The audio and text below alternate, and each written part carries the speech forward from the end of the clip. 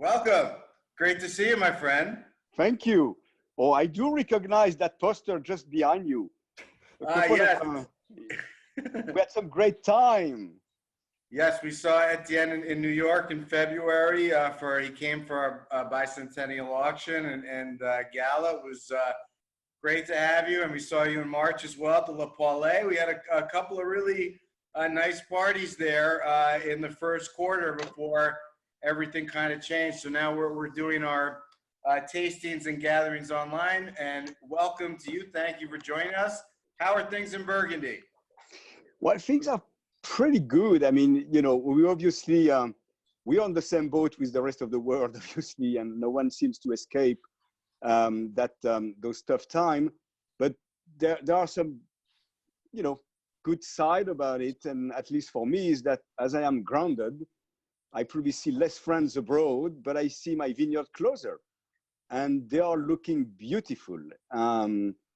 We had some kind of perfect condition since the bud break, and maybe I will walk you through after the tasting, because you know the vineyard is just 100 meters away, and if you have to have a closer look of how beautiful the 2020 crop will be, if nothing, you know, if there is no bad thing coming from the weather, they really look beautiful.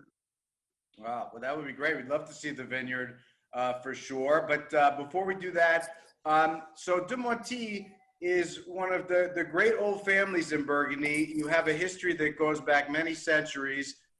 Tell us a little bit. I remember reading your family even had holdings in Musigny and Volnay and all over Burgundy. Tell us a little bit about the history of the family and the De Montille name leading up to your father in kind of World War II, which is kind of the modern era. It's a kind of funny, and well, funny. I don't know if it's funny, but it's interesting history, because a little bit that like the family, there were some highs and lows, and the family was the domain was founded by my family around 1730, so way before the French Revolution. Wow. And there, in the mid-19th centuries, the domain was a real gem in Burgundy, with about 30 hectares of what would be today Premier and Grand Cru. And this is where you know, we had some Musigny, we had some Bonne Noir, we had some Amoureuses, and we had, you know, vineyards of that type a little bit between Côte de Beaune and Côte de Nuits. And unfortunately, all that was sold during 3 generations after the mid-19th century.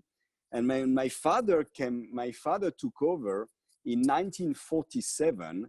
There was only 3 hectares left, plus the original house in Volnay.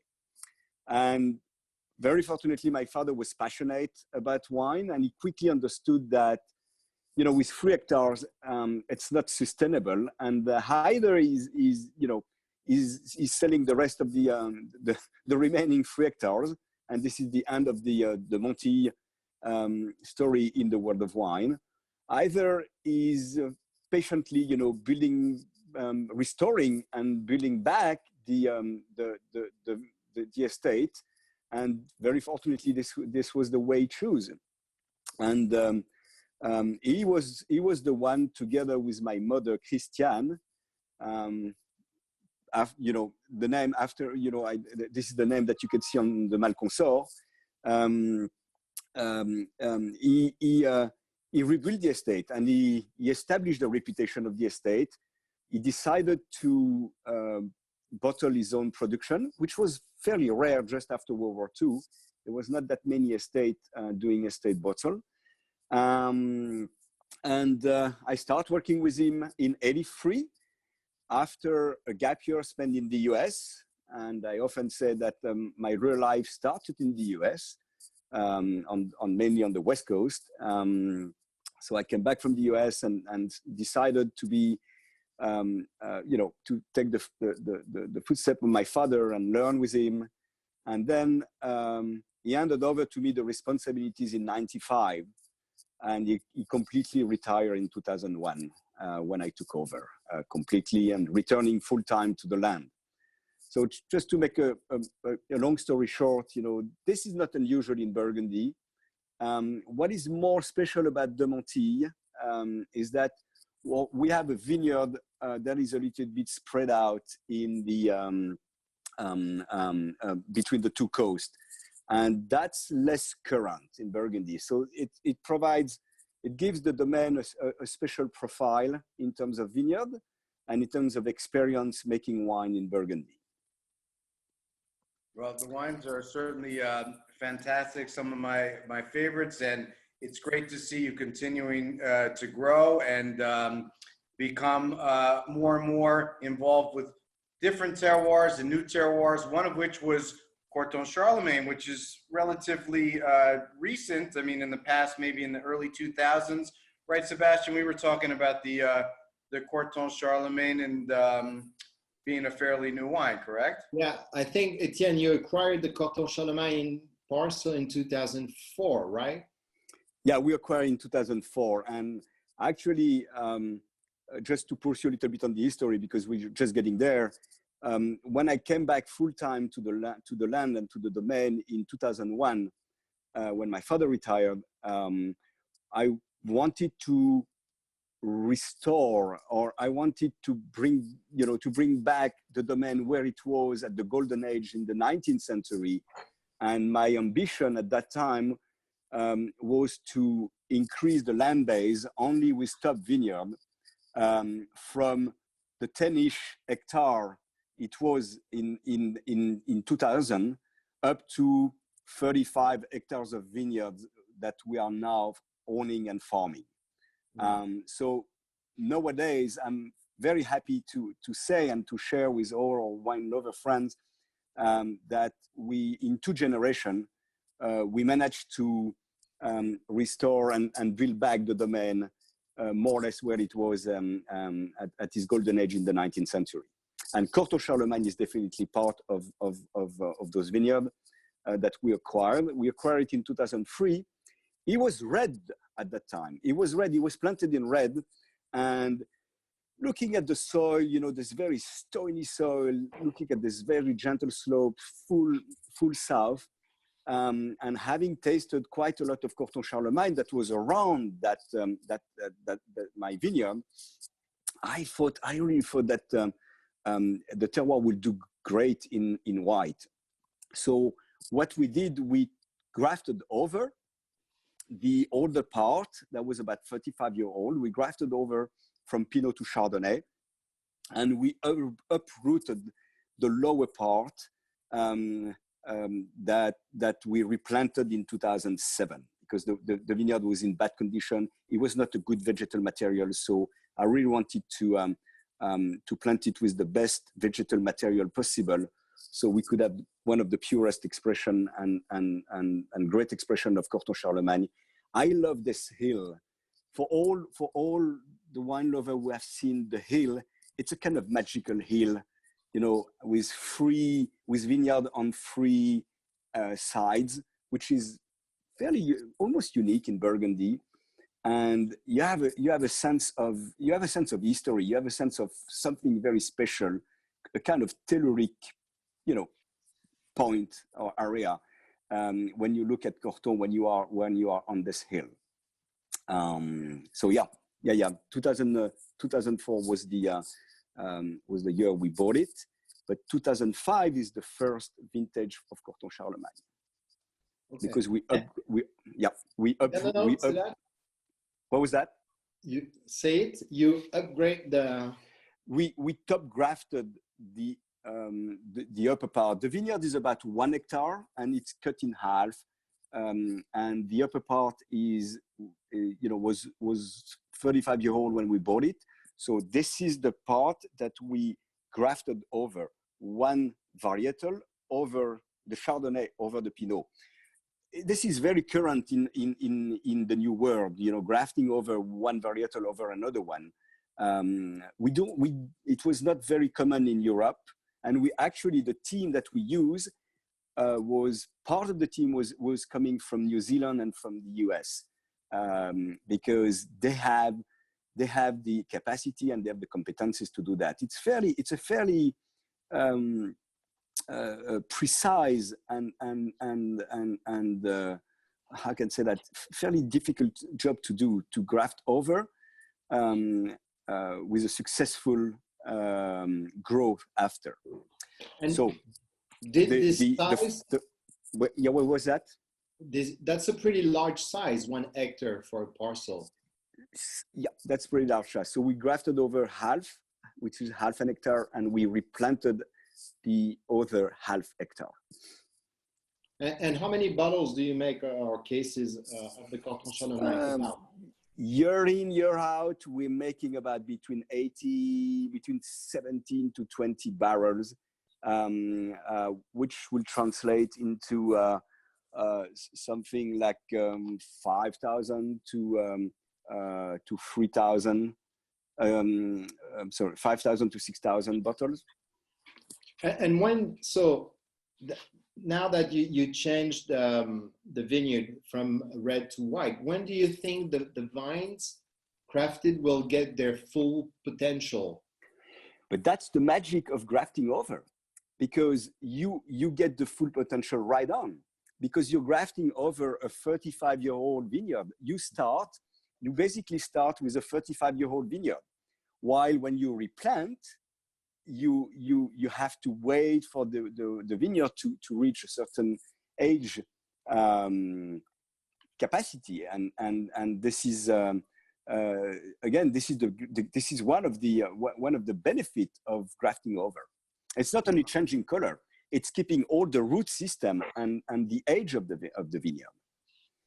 And for a while, for about, what was that? Go ahead. Sorry.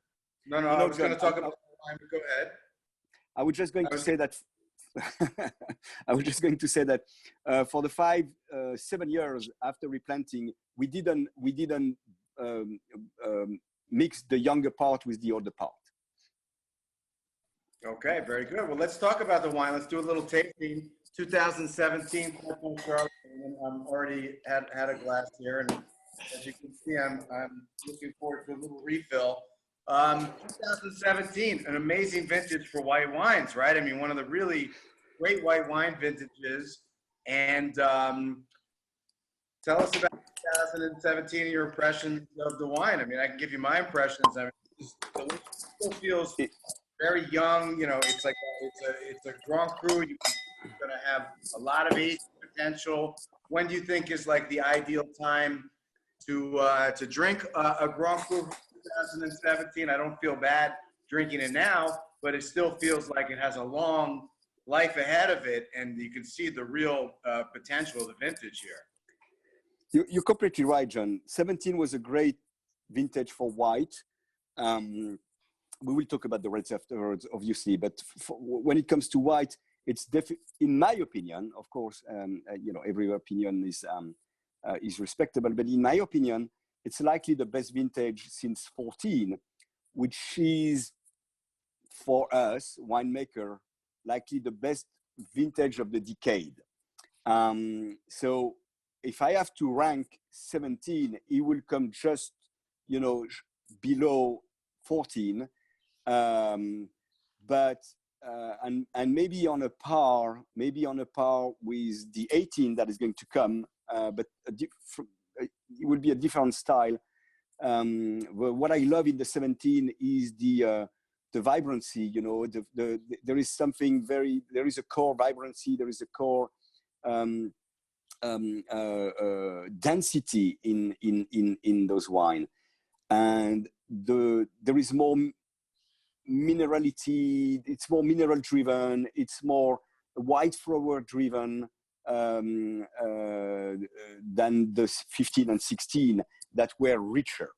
And what I like is the tension, is the backbone, the acidity, and the crispiness, and again, something vibrant and energetic in those wine. And I think they will fare very well in the future. Now we're talking about Corton Charlemagne, and it's a Grand Cru, but the great advantage, so we probably have to wait for, let's say 5-7 years before it fully flourish. And maybe 7, because as you know, we are using diam on our wine. Okay. That's one way to fight against the premix. And it's not the only way, but it's one of the ways that we're using. Right. Only in the whites, not in the reds, right? Yeah, I see the difference in the corks. Yeah. We are still, for white, we're convinced that DAM is let's say, it's not the ideal solution. Although now we are using, you know, a completely organic DAM, but I would say it's the safest solution for white, and it is the closure that allow you know, the wine to age well, to fare well, and with and fighting the premix, which is obviously something that is very important for all of us. And so for the red, we're still using diam, but it's less. It's more difficult to assess. It's more difficult to have a definite answer like for the white, because there is a slight reductive environment that comes with diam, because it's a very tight closure. So for the white, it protects the wine against the oxidation. But for the reds, we probably need a little bit more oxygen to have the wine evolving very nicely. Two things. So wait, so the reds, you have the DM also, because these corks feel different for me. I have the 3 corks here, and I can clearly see the 17 Corton Charlemagne is DM, but the other 2 are like normal corks. They're not. Are they part DM, or are they different? No, because what we do now, we're still experimenting. We're still looking for the right answer. So some cuvées are with diam, and some of the cuvées are with the natural cork. And the natural cork that you are seeing in both Cortot Clos du Roi and Pommard Régien, they are what we call the ND cork, which means that the cork is tested against flows, against the TCA and everything that could give the wine a corky taste, one by one. And there is only one company that does that, but unfortunately, they cannot produce you know, they cannot produce cork with that one by one detection test in massive quantities. So we are restricted. So this is why we're using those cork only on few cuvées. Right. And also we still want to experiment, because diam is also changing their formula every year. They upgrade it, and now the porosity of the diam for red is slightly better with the organic diam. So again, we're still in testing, and we always want to search for the best solution when it comes to technical issues. And maybe explain a little bit, what is diam? Is it also from a tree, or is it a synthetic product? Where? Because I don't think everybody's familiar necessarily with the concept. This is where the diam cork. Yes, John, you're completely right. This is where the confusion is. 98% of a diam is natural cork.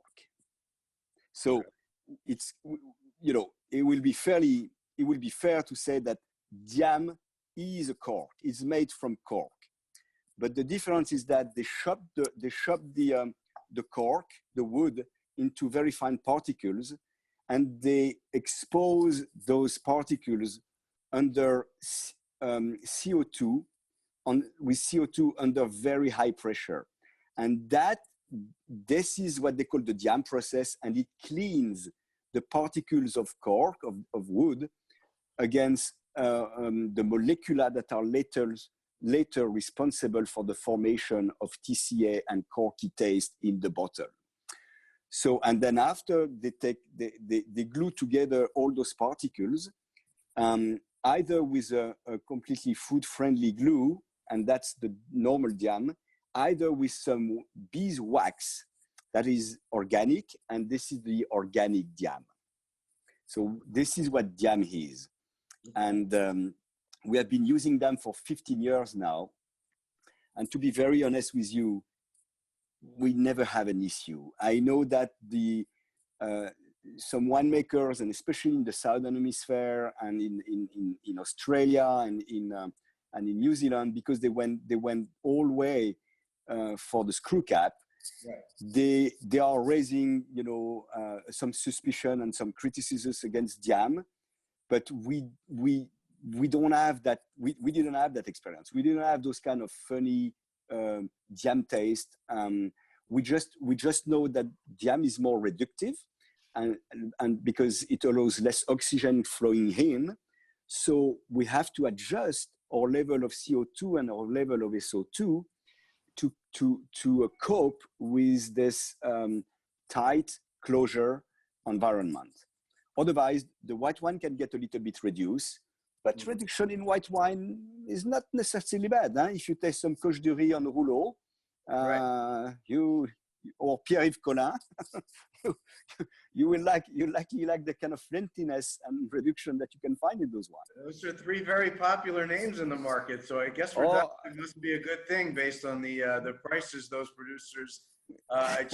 But I think your 17 is great. I mean, the minerality, you know, the intensity, the depth, all the things you said before. I mean, it's right on. And I think I'd like to check, you know, into this, you know, I think after 5-7 years, like you said, I'm really going to start to hit its sweet spot, but I don't feel bad drinking it now. That's the beautiful thing about, you know, great white Burgundy, I think, is that you can enjoy it at pretty much any age. And I think a lot of people are drinking their white Burgundies earlier because they're concerned about the aging of them, you know, but have you found the DM is not only good for the TCA, but also for the Primox, or what is your findings there so far? That is more than a finding. That is a fact. That is a proven fact that, and it's very simple to comprehend. It's very simple to understand. It's just because the amount of oxygen going through the cork is completely under control with diam, while it's much more random with a natural cork. So basically,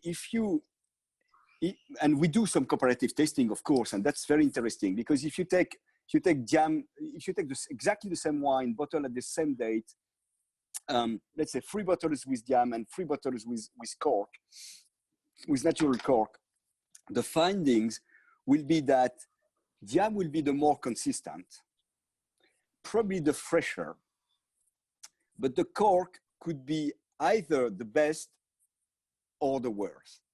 But there is a great deal of inconsistency between the bottles that are bottled between. There is a great bottle variation right. between bottles, and with diam, you don't have that kind of variation. So it really provides a level of consistency and also a level of freshness.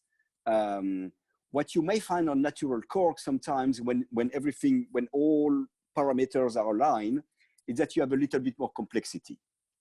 But very often, the bottle are less fresh, a little bit more advanced, and so it's a kind of trade-off, you know. It's almost impossible to find a closure that will offer you both the maximum complexity, the maximum freshness, the consistency, no bottle variation. That does not exist. Well, I think the 2017 Corton Charlemagne is very complex, so I'm not concerned about losing that last 10% of complexity. It sounds like you've really done a lot of trial and error and a lot of experimenting over the last 15 years to come to this point, and we look forward to tasting many wines in the future, and you know, obviously, it's leaders like you. You know, I know you're very close with Jean-Marc, and you work together with a lot of other producers. You didn't come to this decision overnight. You know, this is what you do. So that's very encouraging for collectors of white Burgundy moving forward. But why don't we move on to some reds now? So, I mean, pretty much, you know, De Montille, Volnay, Pommard, Corton, Côte de Beaune, you know, one of the iconic families in the Côte de Beaune. I mean, Volnay, of course, was probably the most prestigious region in all of Burgundy. If you go back, you know, 800, 900 years, it was the place in Burgundy. And some amazing wines in the Côte de Beaune. We're going to drink some Corton Clos du Roi 2017. Of course, Corton's gotten a lot of attention recently because of Domaine de Montille Conti, which is, you know, clearly a nice new neighbor to have. That's going to bring up the neighborhood value a little bit, having DRC in the neighborhood, you know.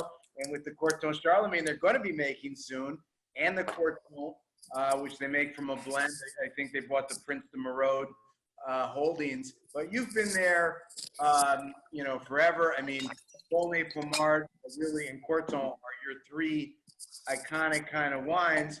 So talk to us a little bit about the Côte de Beaune, and you know, and your family's history there. Well, you mentioned that, of course, when DRC, you know, start to make some Corton, red I think the first vintage was 2009, and you know that there is a fairly sizable amount of wine from Corton Charlemagne that are going to be produced released by DRC. I think the first release would be in 18 or something like that. No, I don't know whether you can confirm that, but anyway, they've been in Corton for 10 years, and we could see really the interest and the awareness of the wine lover community growing toward that hill. And it also helped lifting the interest and the knowledge about the Côte de Beaune in general. And you know, you have to think that before World War II, the price of the wine from Volnay and Pommard, the best vineyard from Volnay and Pommard, was almost the same as the top vineyard of Gevrey-Chambertin. I'm talking about the Grand Cru here, huh? or the Chambol area, or even the Vosne area. Of course, the very, very top vineyard of Vosne Romanée, like La Romanée or La Tâche or Saint-Vivant or Richebourg and Romanée-Conti, were already trading above the rest. But Côte de Beaune was, before World War II, was as much in favor as the rest of the famous red village in Burgundy. And what has changed is the Grand Cru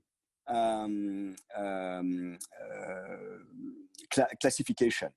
What happened is that the Négoce, the large trading house, Négoce house in Beaune, had a great influence on what happened in the Côte de Beaune, sorry.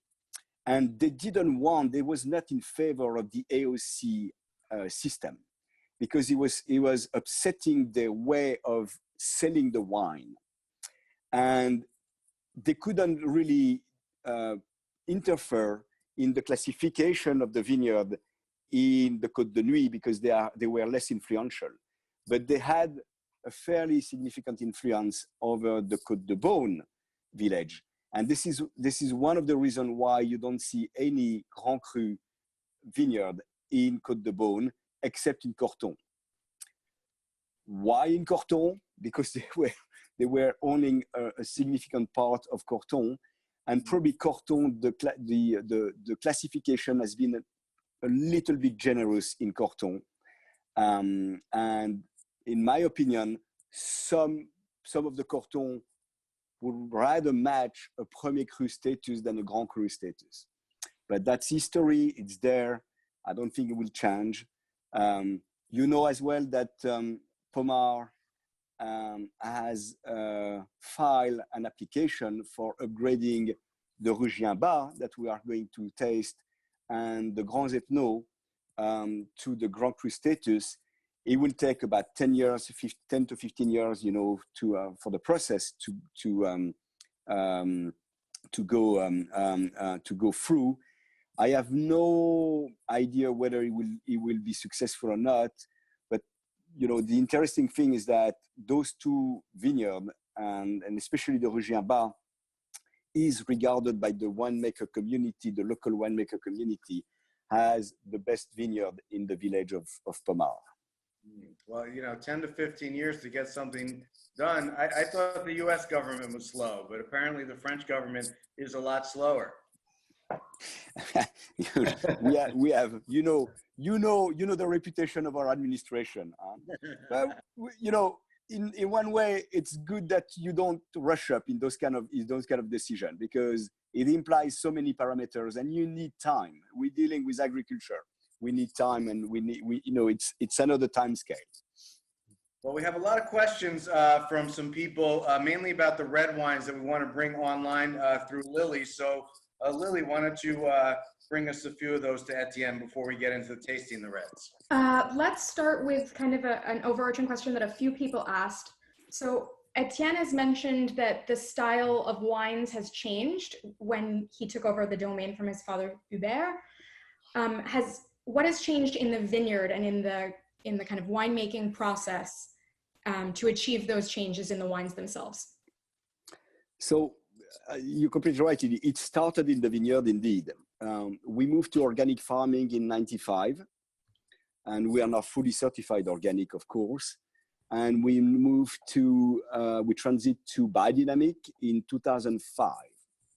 And I remember that when my father handed over to me the responsibilities, it was the first decision I made in '95, is to go organic. That's for the vineyard part.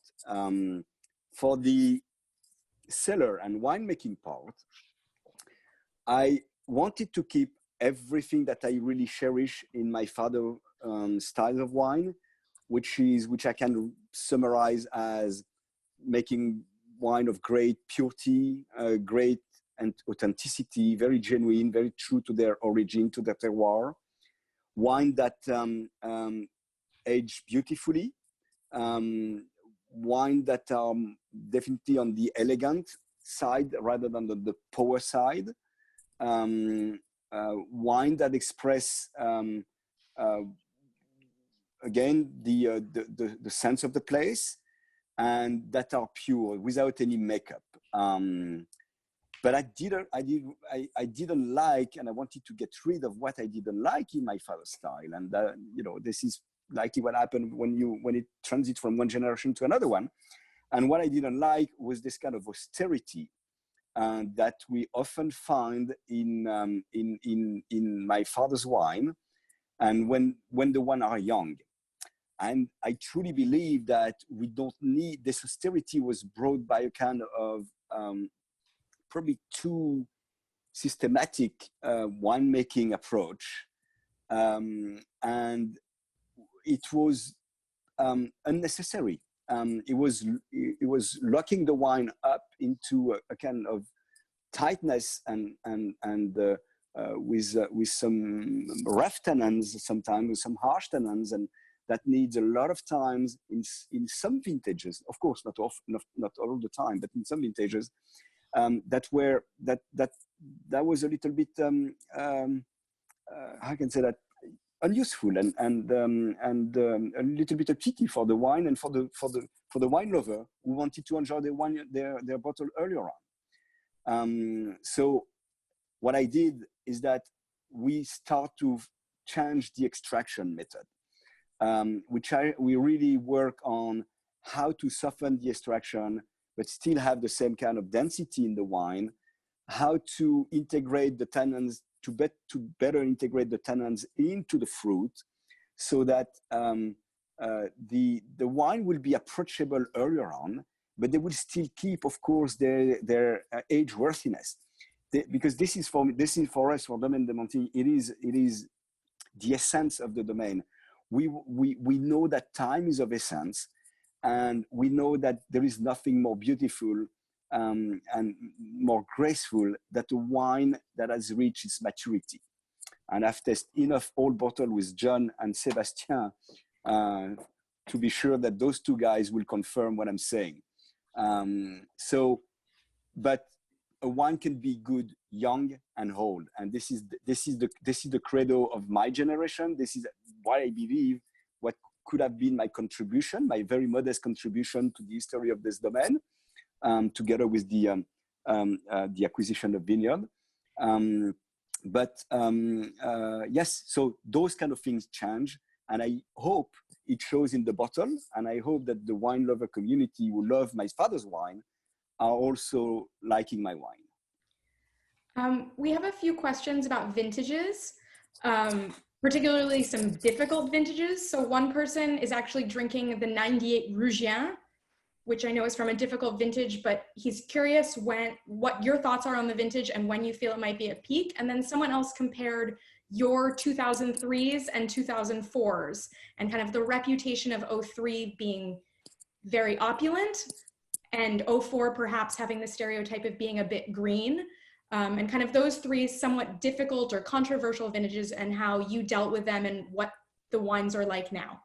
Okay, so first of all, I thanks the wine lover who is drinking the 98, and I can say that this is the first vintage when you have a little bit more Etienne than Hubert in the bottle. That was a transition year. That because I took over in 95, but it took me a while, to adjust things. There is when you have wine estates like that with transition from father and sons, it's rarely a revolution. It's more kind of gentle evolution, or gentle, or more probably sometimes more confrontational. But still, you don't throw away 50 years of experience of your father, or 250 years of experience of the domain.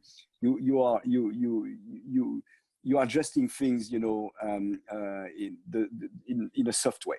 Anyway, so 98 is the first time where I believe it's more my wine than the first vintage where I feel it's more my wine than my father's wine. And I don't know whether it shows in the bottle because I don't have that many 98 left. But I truly hope that the wine is good. When it comes to 93, 203 and 04, you cannot have more opposite vintages. 04 was definitely greeny. It was unripe. It was very root-driven vintage. And while 03 was the warmest vintage we have experienced for a long time, and it's commonly seen as the vintage of the new era with the climate change. The first vintage of the new era, I'm sorry. And what we did in 04, we couldn't do much, to be honest, Lily, and with all the wine lover who attend this session, there is not that many things you can do in a vintage with 04, except that being gentle with the extraction.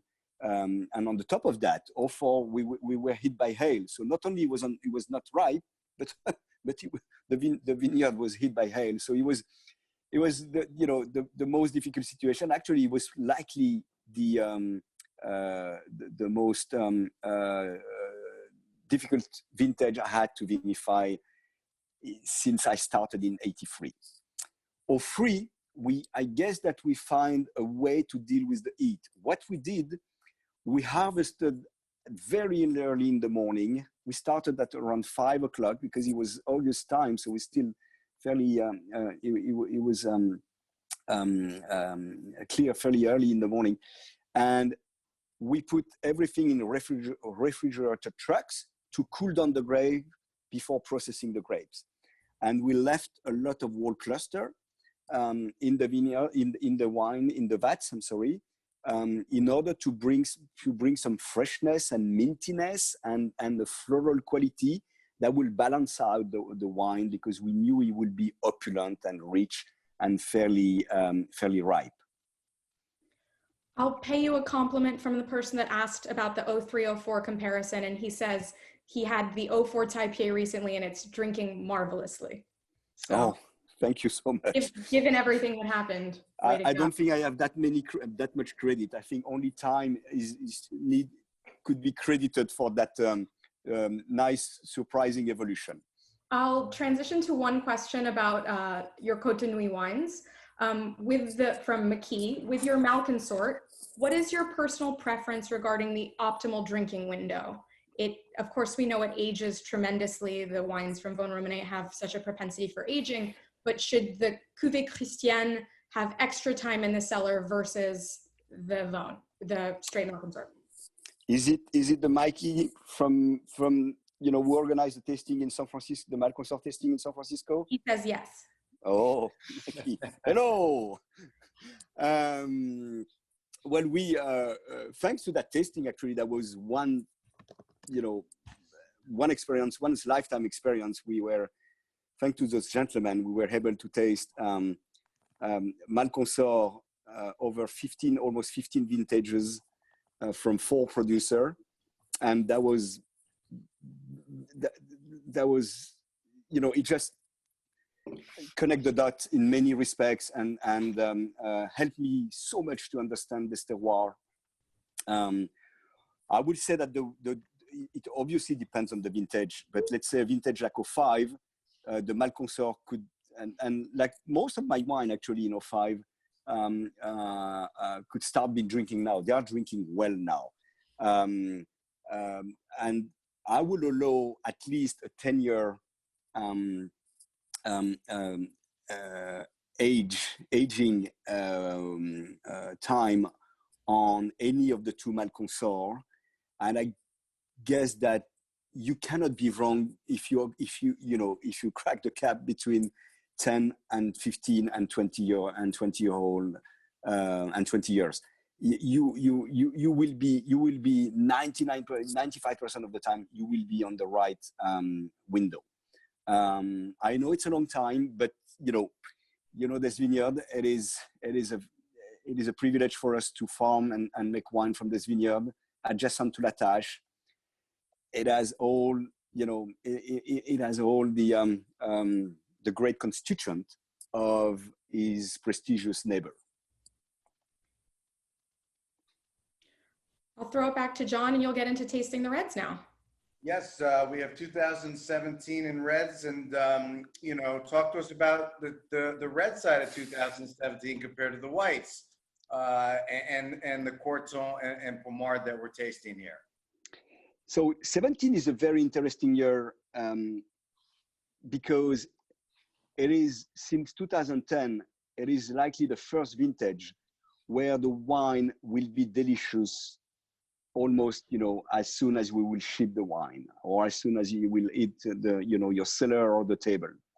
And why? Because you could see the wine is of a great freshness, fresh red fruit, raspberries and red currant and strawberries.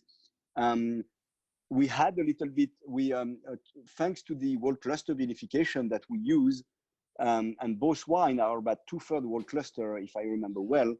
The whole cluster will provide with an extra complexity, bringing some floral and spices and mineral touch into it.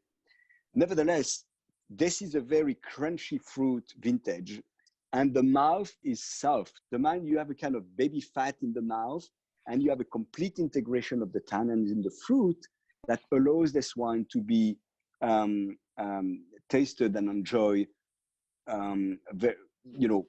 very soon, compared to 16, compared to 15. Of course, 15 is a monument. It will likely follow the footstep of the 05, probably with a little bit more richness, but still you will have to wait a long time. 14 and are not ready yet. 13 might be ready. 12 is not ready. 12 is a great vintage. I love the 12, but it's not yet ready. 11 start to be ready, and then after you're on the 10 and 9. It's rare to have a vintage like that in Burgundy that offers 90% of its potential right after bottling. And I feel this is the case. I feel like these 17s are though, to me, they're very serious wines. I mean, I feel like they're still, I mean, these are two of your, you know, flagship wines, right? And to me, they still, yes, I'm enjoying them, but I feel like they still have a long ways to go. It's not like, you know, to me, 07 is more like, okay, it's so easy and fruity and delicious, but these to me are a little more serious. What do you think about that statement? I agree with you. I just tasted. I agree with you. They are serious, of course, and they will, as you know, they will fare well. We will have the 17 in 10 years' time. They will be absolutely delicious. What I'm saying is that they are more approachable than many other vintage, and more approachable than usual in Burgundy. But there is density. There is a lot of wine there. There is texture. There is a core density in those wines. And you make a new wine. Well, there's a lot of new wines and a lot of new growth. I mean, so you took over a very significant estate, Chateau de Montille. You bought it, and it's one of the most beautiful properties in all of Burgundy. And also now you're making, much like you make the Cuvée Christiane for your mother, you're making the Cuvée Hubert now for your father, Hubert and Pomard. Or is that every year or not every year? Or talk about Cuvée these. Christiane. You're right, John. You're right. Cuvée Christiane is every year. Cuvée Christiane is land-based. It is a small, half an hectare pieces of the Malconsorts that very curiously, cross the road that divided La Tâche from Les Malconsorts and went as an enclave in La Tâche, in the original La Tâche. The one that is called Gévy de Joly. And that was the original 1.34 hectares La Tâche. And it's surrounded by La Tâche. It's surrounded by La Tâche on the northern part, the northern side and the west side. And it's surrounded by trails or road on the south and the eastern part.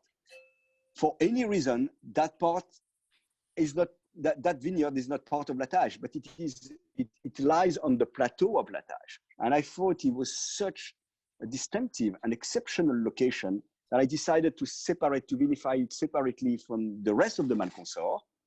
And I wanted to pay a tribute to my mother, who was always working in the shadow, but who served the domain like, you know, like most of the mothers, and who really contribute to the establishment of the domain. And this is why I gave that little vineyard the name of my mother. Pomard Rougien Hubert is something different. It's a one. It's only once. It's a one shot. It was in 2015. It was the vintage after the pass away of my father, who passed away in November 14. And I wanted to pay a tribute to him as well by having his favorite vineyard that we are going to taste, which is the Pomard Rougien, being made in a certain fashion. We selected the grapes very carefully, and we only made that cuvée with the best grapes that were selected at the time of the harvest. And we bottled it only in magnums and Jéroboam. And we were selling Beau and the Malconsorts Christiane for the 2015 vintage was also, because it was the 10th anniversary of Christiane, was also bottled in Magnum. And we sold the Magnum by pair, one Magnum of Malconsorts Christiane, one Magnum of Pomard Rougien Hubert, which again is once in a lifetime. You know, I don't think I'm going to repeat that. It was a tribute to my parents. This is why the wooden box is called Hommage, because it was a tribute to my parents, both deceased at the time we did it, at the time I did it. Well, that's beautiful. Great collector's item for sure. So talk to us now about the state. So with the purchase of Chateau de Montille, I mean, that's a significant holding in. So how many different wines now are you making? Or is there Domaine de Montille and De Montille Negociant? or is it all under Domaine de Montille now? What is how many different wines are you making, and what's new on the horizon? Okay, so what happened is that when I decided to return full time in Burgundy, I was given the opportunity to manage the Chateau de Puligny that belonged to a bank at that time, and we were able to. So I managed the Chateau de Puligny from 2001 onward, and what happened is that in 2012 I was able to acquire the estate from the bank, and it integrated the Domaine de Montille in 2017. So nowadays, all the vineyards that we are farming, the 35 hectares vineyards that we are farming, are under Domaine de Montille label. There is no more Chateau de Puligny Montrachet label. And next to that, we have a small boutique a grape purchase operation called Maison de Montille, where we basically source wine that are coming from good vineyard at a more affordable price point, at a lower price point. Because Domaine de Montille is 75% of Premier and Grand Cru, and you go almost straight from the Bourgogne Rouge to the Premier Cru. And we wanted to have a small range of wine. It's very limited. It's about 10%. The volume, you know, the sales of the Maison represent about 10% of the sales of Domaine and Maison de Montille. So it's very limited, but it is to offer to the wine lover more, more affordable, more simple and more affordable wine, more day-to-day wine that carries on the same cachet and the same quality as Domaine de Montille wine. That was the intention. We don't intend to grow that part. On the contrary, we edit it, and we and because we're making a lot of wine, we're making about 35 wine under Domaine de Montille. Half is red and half is white. You know, when you look at the land base, and we're making about 3,000 cases over 5 different appellations, 5 different cuvées on Maison de Montille. Okay. And so are you, how are you finding, like, do you sell most of the wine? How much of your wine sales are in France versus the US versus China, obviously, is the big new market, and Japan? I know you have a strong connection with Japan. I mean, how is your distribution of sales? And are you finding, do you sell directly to a lot of restaurants in France and Europe? And, obviously that business is kind of not going to be there for a little bit, or, so how are you dealing with that? So we, as I explained to you at the beginning, the US has a great importance in my life, and I feel very connected to this country, for many reasons, and maybe you will at some stage talk about the Racine project. And we sell, our biggest market is the US. We sell about 20% of 20 to 22% of our production in the US. We sell 90% of our production across 25 different countries. So only 10% for France. And France is mainly made of restaurants and private clients. We're going to start a DTC program that will be open to European clients, but we also are thinking to make it possible, for the US client in a second time. We will see that, but we are very thankful anyway for all the retailers and all the restaurants who are contributing, to the exposure of Domaine de Montille. But we think also that we should allow, as it is the case in almost any California or US winery, we should allow the client to have a more direct interaction with us.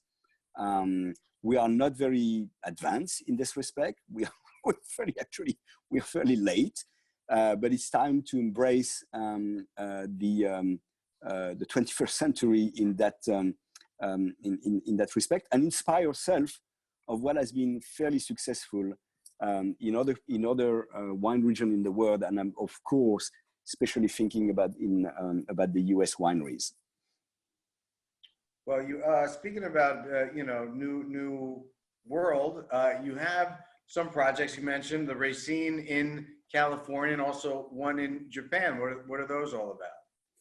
So, after consolidating the estates, John, again, we are back to where we were in the 19th century. That was my first objective, was to consolidate the estate, the land base, to make it manageable for the future generation, so it will not be split and broke into various family members and branches.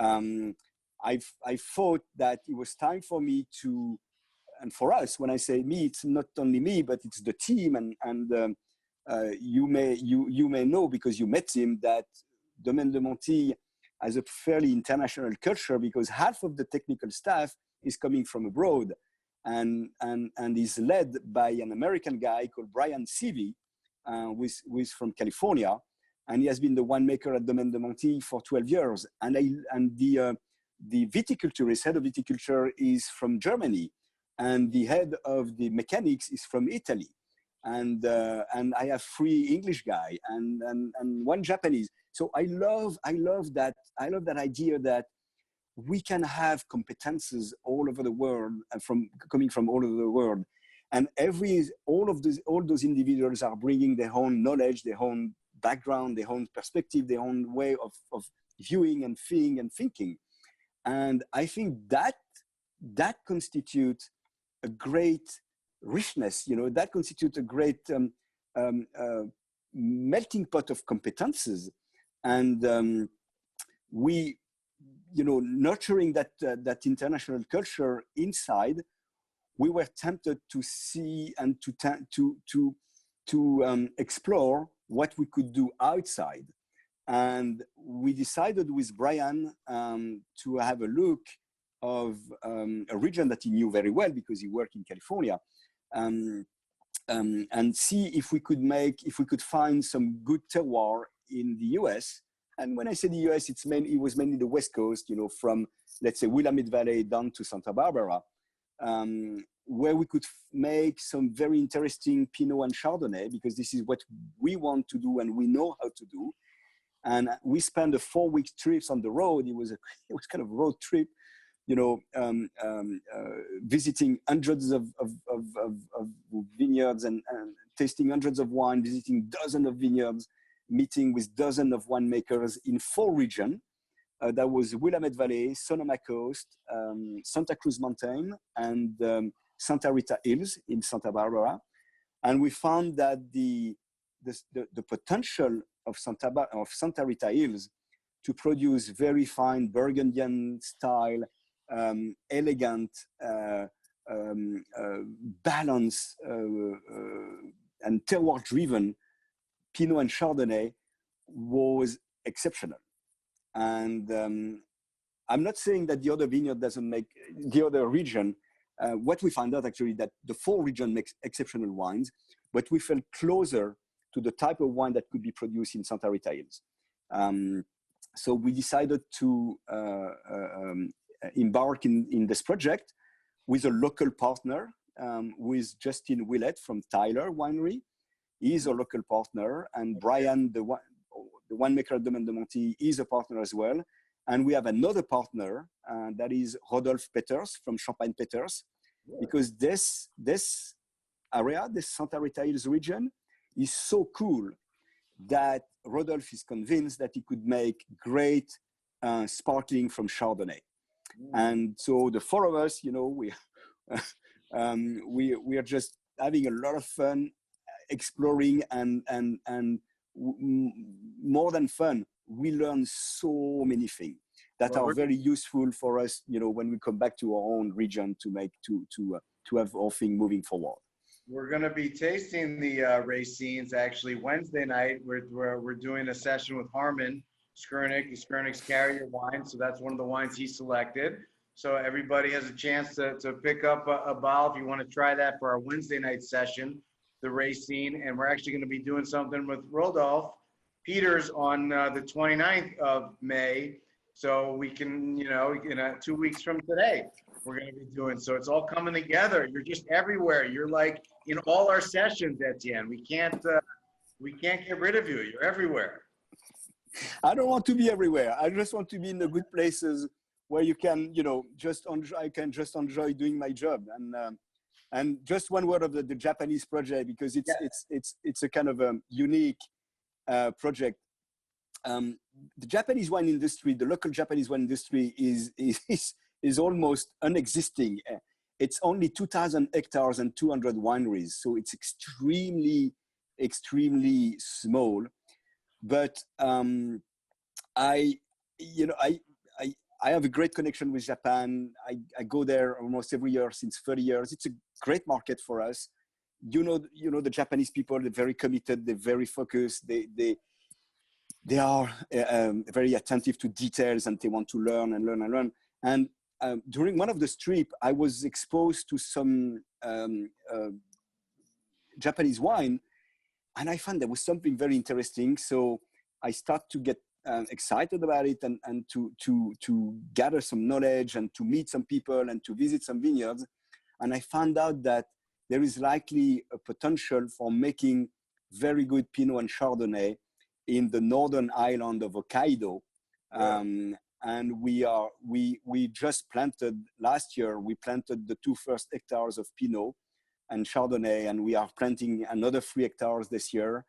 And what is great is that there is a great typicity in those wine, in the sense that how can I express that? If you open a 2 or 3-year-old wine, a Pinot, it will taste like it was a 10-year or 15-year-old Pinot. I have never seen that anywhere else in the world, in any other wine region that is working with Pinot Noir. So I find that so intriguing that we decided to establish a vineyard, and we will be the first foreign winery to establish a vineyard in Japan in the entire history of Japan. Wow. So we will see. It's a great adventure. It is an adventure. When is that going to be commercially available? Do you have any ETA? 2023 will be the first vintage. Wow. That's a real commitment. That's exciting. So, Lily, we have a few more questions here from the crowd. We do have a few more questions, more about kind of the service of the wines. Etienne, do you believe in decanting either the reds or the whites? I know people now like to decant white wine more than they used to, but particularly the red wines, young and old. Old, no. I think that, especially for Burgundy, if it is a Barolo or if it is a Bordeaux or Côte du Rhône, maybe, but and that is my taste. I'm just talking about my own views, and again, I will not criticize anyone doing something differently. But no, young, yes, young vintage. I think they always, and especially at Domaine de Montille, where they need to breathe. So do not hesitate to decant the young vintage. And the white, yes, do decant the white, and especially when they are close on the diam, you will see that that will help to unlock and to help the wine blossoming and expressing itself. Perfect. You spoke a little bit about drinking old wines with John and Sebastian in the past. Do you have a particular favorite vintage for both white and red Burgundy of all time? No. I love too much, so many wine that, unfortunately, I don't have the desert island wine idea, or I will need a full boat of many different things, but definitely not a single bottle. I'm going to rephrase that question. So it was your birthday, I believe, Wednesday. Happy birthday. What wine Thank you, John. did you drink on your birthday at the end? Which one did I drink for my birthday? I drink a 64, because unfortunately 63, which is my year, I have no more bottle of Domaine de Montille in 63. If anyone in the world has one, I'll be happy to trading against anything he wants. But I don't think there is any left. A port. I'll send you a port for your birthday. Oh, I have some port. And I remember a story. Hubert de Villaine was very kindly. I was with him one of my anniversary and my birthday party, and he very kindly offered me a Nechezo 63. That was magnificent. Absolutely magnificent for a vintage that is supposed to be one of the worst in the 60s. But the wine was so beautiful, so graceful.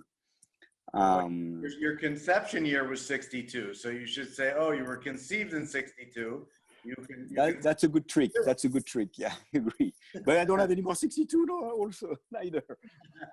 But 64, you had a 64 wine, just one bottle? One bottle. Okay, so no. I had one champagne that was the Étonnant Monsieur Victor from Rodolphe. Yes. The very, very special bottling. We had what else we had? We had a bottle from Rouleau, of course. We had 98 Chave Hermitage, and that 64 Pommard Rougien. That was beautiful. And we had also a vin jaune because I love the Jura wine with the cheese. That sounds like a fitting birthday celebration. A nice lineup there. Well, happy birthday, Etienne. Thank you so much for joining us. Thank you. We love your wines, and look forward to seeing you again and drinking together soon. All the best, and with all of your projects and all that you're doing in Burgundy. Keep up the great work, and we will talk to you soon. Thank you very much, John. Thank you to everyone to have joined. Much looking forward to seeing you soon.